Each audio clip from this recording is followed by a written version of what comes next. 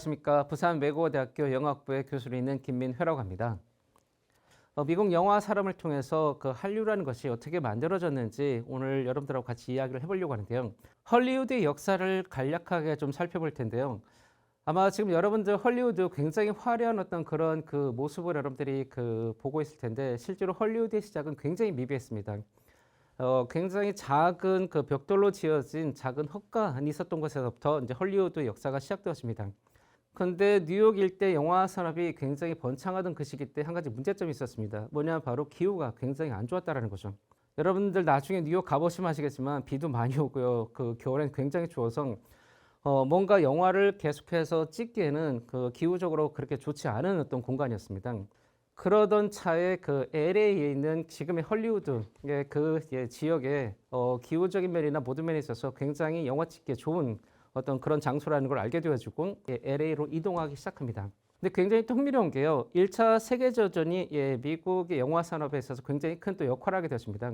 그 당시에 그 미국 영화 산업이 1차 대전과 연결되어지면서 약간의 어떤 전쟁을 홍보한다거나 국가의 어떤 그런 그 정치적인 목적을 수행하는 그런 측면에 있어서 또 영화가 굉장히 크게 활성화되어지는데 그러면서 헐리우드가 또 굉장히 발전한 어떤 그런 그 계기가 되어집니다. 굉장히 흥미롭게도요. 미국은 전쟁과 연결시켜서 경제적으로나 문화적으로 발전한 어떤 그런 모습들을 보이는데 1950년대 2차 대전 이후에 그 1950년대는 약간의 다른 양상을 보이게 되었습니다. 냉전 시대라고 하죠. 소련하고 미국으로 양분화되어진 그런 민주주의와 그런 그 사회주의 또는 공산주의가 어떤 이념적인 대립을 하면서 냉전 시대가 이루어지는데 아마 여러분들 들어보셨을 거예요. 메카시즘이라는 게 있는데 이 메카시즘으로 인해서 많은 그 헐리우드의 유명 감독들이 그 당시에 미국 밖으로 그렇게 이제 퇴출되어지는 쫓겨난 어떤 그런 일들이 벌어집니다.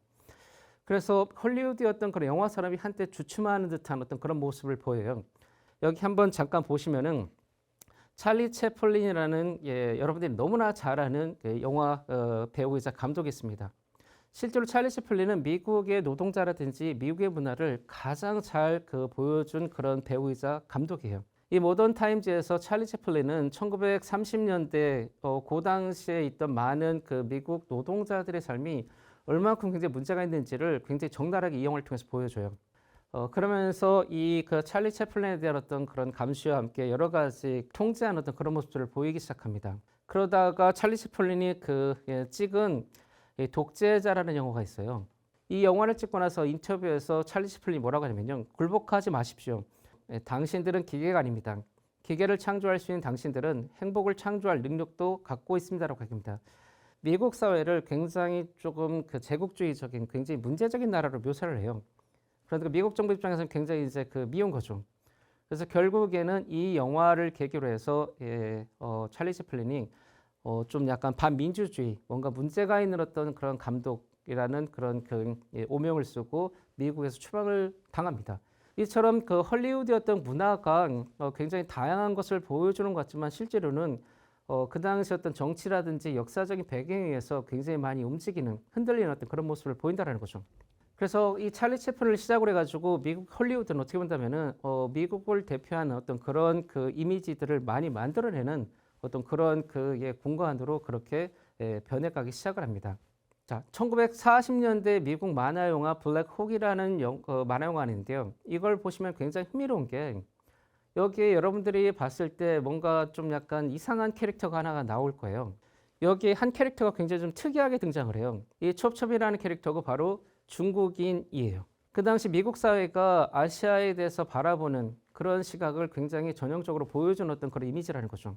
이런 이미지에서 우리가 오늘날 미국 문화의 중심인 한류를 어떻게 만들었냐 이거죠. 아시아계 이민자들, 아시아계 예술가들은 끊임없이 이런 굉장히 좀 문제가 되는 어떤 그런 그 이미지들, 고정관념들을 바꾸기 위해서 굉장히 노력을 많이 해왔다는 거죠. 자, 에드워드 사이드라고 하는 사람이 등장을 하게 되어지는데 이 오리엔탈리즘이라는 것으로 그걸 정의를 합니다. 서구 사회가 동양을 바라보는 방식이라는 거예요.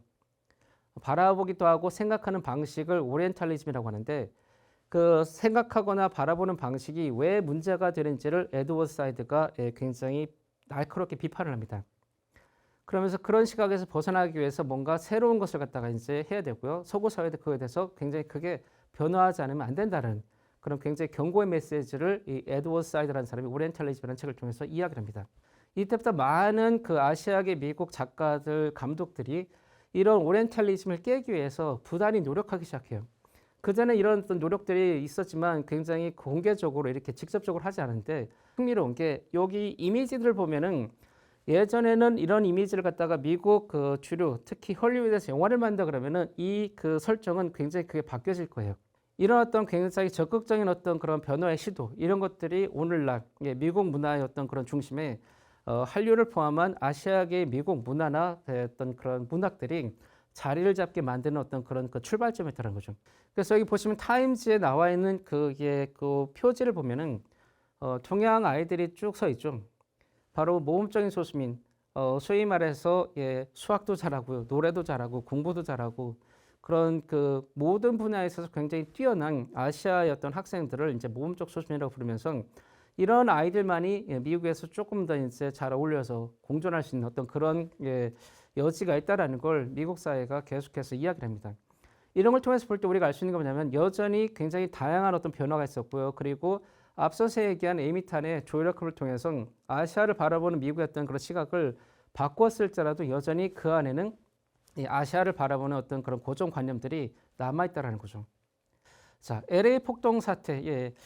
어찌 본다면 미국의 다문화 사회의 어떤 위협이었어요. 이 당시에 그 여러분들 보면 메이저 그 미국 방송사들이 그 한인들을 갖다 묘사하는 모습을 보면 굉장히 거칠고요. 굉장히 폭력적이었어요. 소위 말해서 미국과 미국 사회와 어울릴 수 없는 굉장히 그 위협적인 위험한 어떤 인물들로 한인들을 갖다가 묘사를 했다는 거죠. 실제로 이 폭동 사태로 인해서 엄청나게 많은 어떤 재정적인 손실을 봤지만 미국 정부의 도움 하나도 없이 이 한인들이요 LA를 갖다가 LA 한인타운을 다시 이제 건립을 해요. 이 건립을 하면서 한인들에 대한 어떤 그 사회적인 이미지, 어떤 그런 시각이 달라진다는 거죠. 미국에 도움이 될 수 있는 뭔가 긍정적인 어떤 그런 그 민족이라는 어떤 이미지를 갖게 되어지고요. 그 이후부터 끊임없이 계속해서 많은 노력을 하면서 오늘날까지 어떤 그 한인에 대한 이미지를 갖다가 굉장히 좋게 발전시키는 그런 계기가 또 되어졌다고 볼 수가 있겠습니다. 2001년도에 그 또 다른 사건이 일어나죠. 9.11 테러 사태라고 해가지고요. 여러분들 잘 아실 겁니다. 그 테러리스트에 의해서 미국 쌍둥이 빌딩이 이제 무너진 어떤 그런 사건이었는데요. 이 사건이 일어나고 나서 또 한 가지 굉장히 큰 변화가 일어나는데 미국을 지키거나 미국을 갖다가 이제 수호하는 데 있어서 인종은 이제 의미가 없다라는 거예요. 이전에는 여러분들 영웅 이미지가 백인을 중심으로 해서 만들었다고 하면은 이 2001년도 9.11 테러 사태를 시작으로 해가지고요. 미국의 영웅의 어떤 모습도 많이 바뀐다라는 거죠. 여기 여러분들 보시면 아시겠지만 8명의 그 영웅이 있어요. 이 히어로즈라는 이 작품에서 8명의 영웅을 만드는데 다 인종이 달라요. 다양한 인종들이 모여서 하나의 어떤 그런 영웅 그룹을 만드는 거죠. 이 시점부터 굉장히 다양하게 그 미국 사회에 한인 영화 배우들이 등장하기 시작합니다. 어찌 보면 한류 문화는 그들의 노력으로 이제 만들어진 그 또 다른 어떤 그런 굉장히 큰 결과라고 볼 수 있어요. 한국계 미국 작가들의 어떤 그런 단독적인 어떤 노력으로 만들어진 건 아니라고 볼 수 있어요. 하지만 역사적인 흐름에 있어서 한인 이민자들도 이 한류를 만들기 위해서 미국 사회에서 굉장히 큰 노력을 했다는 거죠.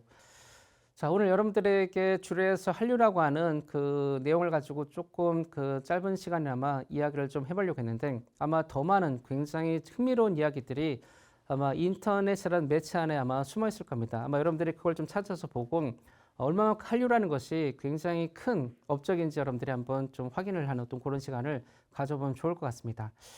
오늘 수업은 여기서 마치도록 하고요. 여러분들 들어주셔서 감사합니다.